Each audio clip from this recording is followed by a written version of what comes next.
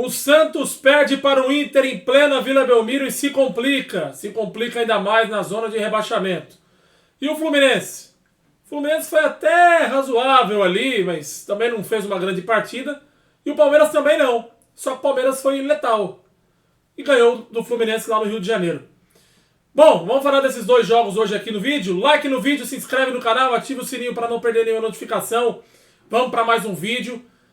Eu acompanhei os dois vídeos.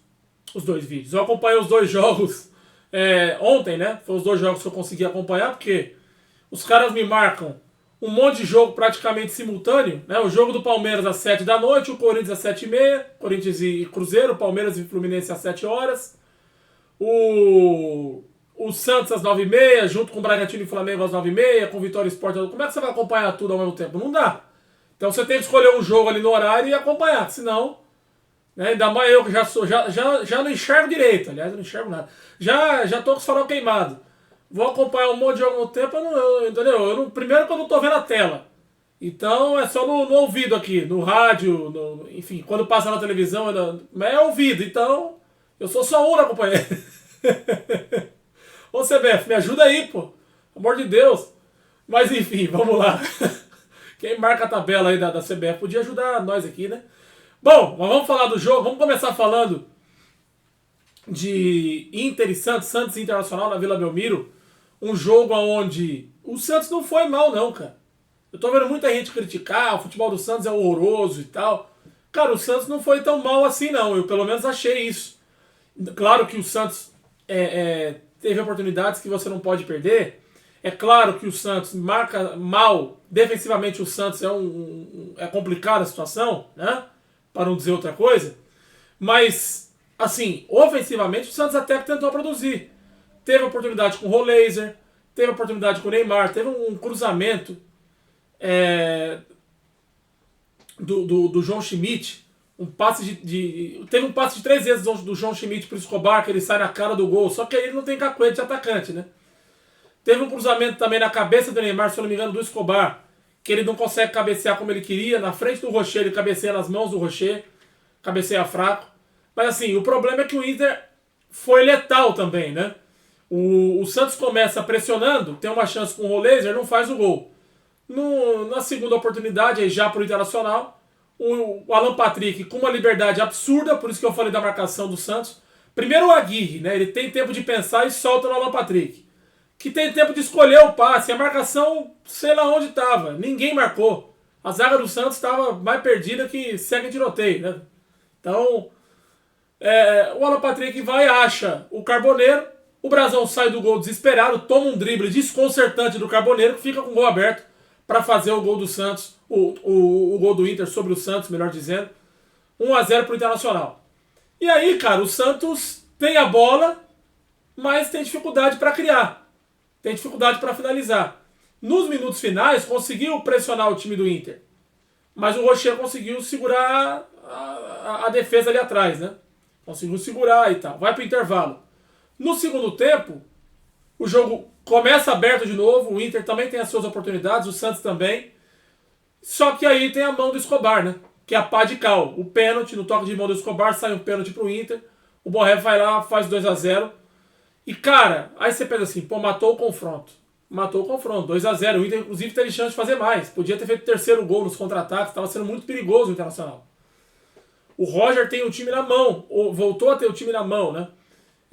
Mais até do que o Kleber Xavier, e ficou provado isso. Ainda teve no primeiro tempo a lesão do Guilherme, sai ele entre o Barreal que faz o gol de honra do Santos, né? Numa jogada ali, meio que no desespero, a bola sobra no pé dele, ele enche o pé na bola, faz o 2-1. E no final do jogo, cara, aí é o que eu falo que é um azar desgraçado. Cara, duas coisas aconteceram ontem. Primeiro, uma foi boa pro Santos. O Vitória só empatou com o Sport. 2-2. Se o Vitória vence o Sport, vai para 18 pontos. Abre 4 pontos na frente do... Como é que eu posso dizer? Na frente do Santos, né? Abre 4 pontos. E aí, cara, o Vitória empata com o Sport. Beleza. A diferença não ficou tão grande assim. Vamos tentar empatar o jogo? Vamos tentar empatar o jogo. Cara, o Neymar enche o pé na entrada da área, a bola bate o Rocher solta ela, a bola corre entre a linha do gol, não entra por milímetro. Por milímetro, ela bate na trave, corre a linha e vai na mão do Rocher. Cara, eu fiquei. Na hora eu tava vendo o jogo, eu falei, puta, isso é azar, cara. Faltava 2 minutos pra acabar o jogo, 49 no segundo tempo. Eu falei, aí, pode esquecer, não vai entrar. Não vai entrar. Tanto que a vila inteira gritou gol. A vila inteira gritou gol. Eu tava ouvindo a transmissão também, teve um locutor que gritou gol também. Mas, cara, olha, caramba. E aí no final do jogo, já, os ânimos exaltados. Aí eu preciso falar uma coisa. O Neymar ontem fez uma boa partida. Dentro do que ele pode fazer, do talento que ele tem, ele tá longe do ideal. Tá longe do ideal. Mas ele se esforçou em campo, ele correu, ele voltou muitas vezes para ajudar na barreira, para ajudar a marcar. O Neymar, se você for olhar, ele não tem uma posição fixa dentro do campo, né? Ele corre o campo todo. Primeiro que se ele ficar lá na frente, ele vai morrer de fome, porque a bola não chega. A bola não chega. Se ele ficar lá parado isoladão, que era o ideal para ele, para ter mais qualidade ali na frente, a bola não vai chegar. Então ele tem que sair para buscar. Quando ele sai para buscar, ele tem a chance de ficar muito mais marcado. Porque a marcação vai pegar ele fora da área e ele vai ter mais dificuldade para poder entrar, para poder criar. E quando ele cria, ele também não consegue estar lá na frente para fechar. E os atacantes do Santos também têm alguma dificuldade para finalizar, isso é verdade. E cara, eu não sei se ele tá muito nervoso, o que tá acontecendo com ele. Na verdade, o Neymar sempre foi um cara esquentado, né? Sempre foi um cara nervoso. Isso faz parte do temperamento dele, desde quando você começa a ver a carreira do cara, ele sempre foi assim. Tanto que já tomou cartões bobos, às vezes, porque adversários entravam na mente dele e tal. E ontem o torcedor conseguiu entrar na mente dele de novo. Aí ele perdeu a cabeça, xingou o cara, foi lá, não sei o que, seu arrombado, vai tomar não sei aonde, etc e tal. Falou um monte de coisa. O que acontece? Ficou aquele bate-boca antes de terminar o jogo e depois do jogo ele foi lá tirar satisfação com o torcedor e isso não leva a nada pra ele. O Neymar, eu não sei se ele quer dar resposta, porque ele ouviu muita merda nesses últimos anos e quer dar resposta, né? Claro que mas tem a ver aí, porque muita gente falou da vida pessoal do cara e tal. Eu, por exemplo, eu não falo da vida pessoal de ninguém aqui. Eu nunca vou entrar no mérito da vida pessoal do cara, porque, cara, pra mim, vida pessoal de ninguém interessa. Eu vou comentar o profissional, se o cara tá bem, se o cara tá mal, e tentar entender o porquê. Agora, eu não sei se ele tá querendo dar resposta pra muita gente que falou que ele não jogava mais, etc e tal, que ele tá entrando nos jogos pilhado, cara. Pilhado. Outro dia lá em Mirassol, no final de semana passada, ele foi lá mostrar o escudo do Santos, meio que, né, pra dizer ali que o time do Mirassol era um time pequeno. Não foi legal. Pra provocar a torcida do Mirassol, cara, não sei, entendeu? Meio que pra dar uma resposta e tal. Eu acho até legal a brincadeira às vezes, tal, mas ele tá dando uma resposta meio na base da raiva, assim, você percebe isso. E não precisa isso, cara, não precisa disso, o Neymar não precisa disso. Não precisa disso. Mas enfim, ele precisa focar e jogar o futebol dele, porque ele tem muito a ajudar o Santos. E ontem ele tentou. E pro lado dos torcedores também que, cara, acho que pegar no pé do Neymar agora não é a melhor solução. Não é a melhor solução. Entendeu? Não é a melhor solução. O Santos não tá na zona de rebaixamento por causa do Neymar. O Santos não tá na zona de rebaixamento porque o Santos tá na zona de rebaixamento porque o time não é dos melhores, o elenco do Santos. Você tem alguns bons jogadores, mas no geral o elenco do Santos é fraco. O Santos tá na zona de rebaixamento porque planejaram um elenco muito mal, a diretoria planejou mal, e isso tem que ser falado. É muito fácil agora pôr na bunda de um ou de outro, escolher o herói ou o vilão, né? Tudo bem, que o Neymar é o cara do time. Você espera que ele resolva, mas assim, não dá pra cobrar só dele nesse momento. Não dá pra cobrar só dele nesse momento. Quando ele entra, ele se esforça, ele tenta. Só que a coisa não acontece. O futebol não é 11 contra 1. É 11 contra 11. Por mais que ele pegue a bola, tente criar e tudo, ele ainda não está 100% fisicamente no sentido de ter aquela explosão que ele tinha antes. Eu acho que isso ele também não vai ter mais, até por conta da idade, né? Com 33 para 34 anos, mas o cara quando pega a bola, quando a bola está no pé dele, ele é diferente. Então você tem que... né? Não acho que seja o melhor caminho, não. Mas enfim, a próxima rodada do Santos é contra o Sport, no próximo sábado na Ilha do Retiro. O Sport não ganhou de ninguém até agora, praticamente. O Santos, o Sport, empatou na última rodada com o Vitória, 2-2. Inclusive eu não vi esse jogo, eu tomei um susto quando me falaram, quando acabou o jogo. O Sport empatou 2-2. Pra mim o Vitória tinha vencido. Falei, ô louco, o Sport foi buscar o empate. Mas enfim, o Sport é o lanterna, não fez, mal faz gol no Campeonato Brasileiro. Tem muita dificuldade. Se o Santos não ganhar do Sport, cara. Ah, mas é na Ilha do Retiro, cara, não tem essa. Se o Santos não ganhar do Sport, aí eu diria pra você que o perigo do rebaixamento é gigantesco. Gigantesco. Mas enfim, né? Tem jogadores chegando agora no Santos também. O Ilharão chegou outro dia. O Igor Vinícius chegou outro dia. Vamos ver se entrosa. Vamos ver se o Santos consegue sair dessa situação. O torcedor do Santos tá muito machucado. Tá muito puto da vida. Vou falar o português bem claro aqui. Tá muito puto da vida com tudo que tá acontecendo com o Santos. Né? A Vila Belmiro ultimamente é um barril de pólvora de nervosismo. Porque, cara, o Santos passou... O torcedor do Santos no ano passado passou um ano na Série B sofrendo tudo que tinha pra sofrer.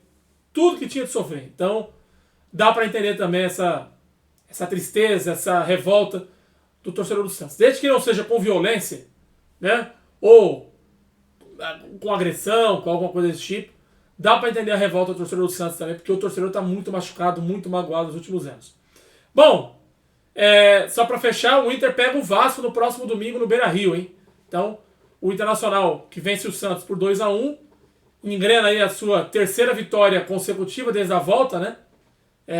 Do Campeonato Brasileiro. O Inter agora pega o Vasco da Gama, que também está esfacelado, que também está numa crise gigantesca. Foi eliminado essa semana da Sul-Americana, crise gigante por lá. O Inter pega o Vasco da Gama no Beira-Rio, no gigante da Beira-Rio, no próximo domingo. Bom, vamos falar de Fluminense e Palmeiras, né? Fluminense que perdeu para o Palmeiras por 2-1. Nem tem muito o que falar, análise tática, né? Porque se você pegar o Fluminense entrou. Análise tática que eu falo, não é nem análise tática, vai.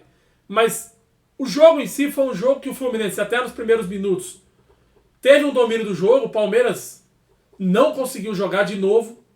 Domingo fez uma grande partida contra o Atlético Mineiro, mas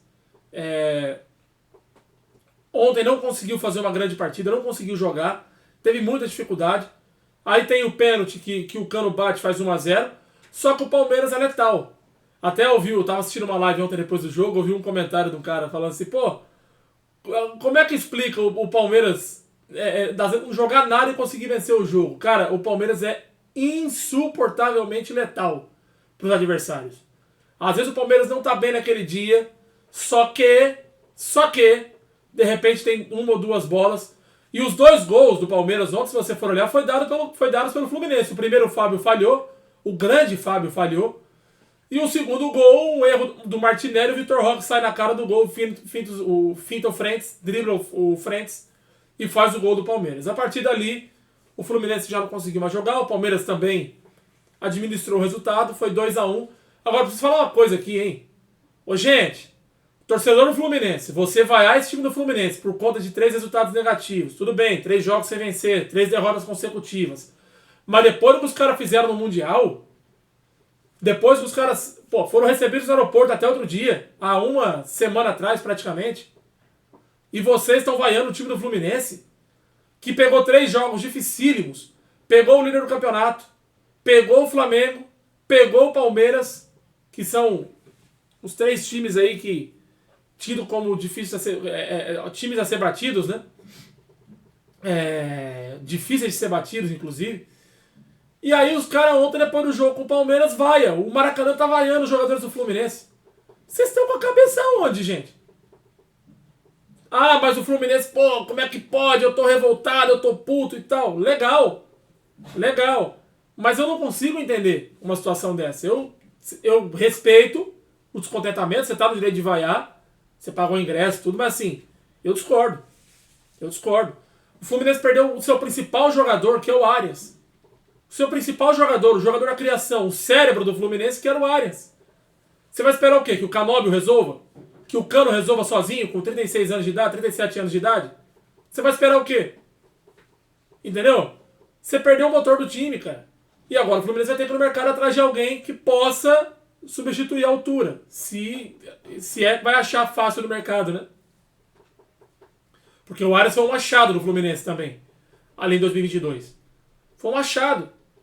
Então, cara, vamos parar, pensar um pouquinho e ser grato pelo que o time fez no Mundial.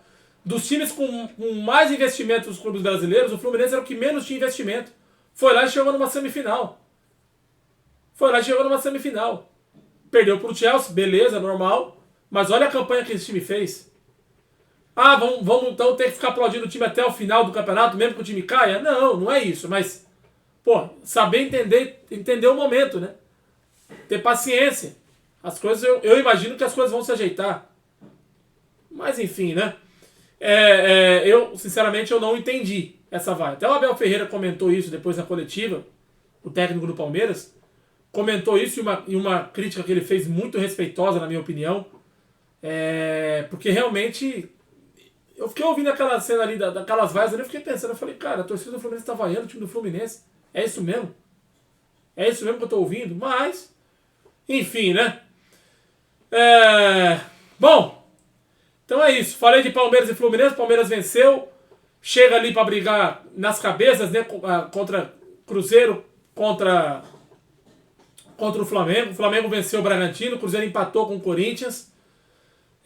Também o jogo Corinthians e Cruzeiro, não pude ver o jogo todo, mas depois eu li algumas coisas sobre o jogo Corinthians e Cruzeiro, aonde o Corinthians entrou em campo literalmente para não perder. O Cruzeiro tentou o gol e tudo, o Corinthians, quando tinha a bola, lançava para frente para ver o que o Depay fazia, para ver o que o Garro fazia, que era só, não tinha repertório o time do Corinthians, não tinha nenhum repertório. E o Cruzeiro também, um empate não é um mau resultado para o Cruzeiro, né? Empatar com o Corinthians em qualquer ocasião, jogando em Itaquera, também não é um mau resultado. É um resultado normal. Pô, mas o Cruzeiro é melhor que o Corinthians. Mas é futebol. O Corinthians soube se defender bem. Isso aí o Corinthians fez. Se defendeu bem, só que na hora que tinha bola também não conseguia fazer muita coisa. No final do jogo ainda deu um bombardeio lá no gol do Cássio. O Cássio fez algumas defesas, né? Mas durante o jogo em si não foi essas coisas, não. Mas enfim, gostou do conteúdo? Então... se inscreve no canal se não for inscrito, ativa o sininho para não perder nenhuma notificação e deixa o like. Gostou do conteúdo? Deixa o like que ajuda bastante aqui o canal. Valeu? Até o próximo vídeo, pessoal. Fiquem todos com Deus.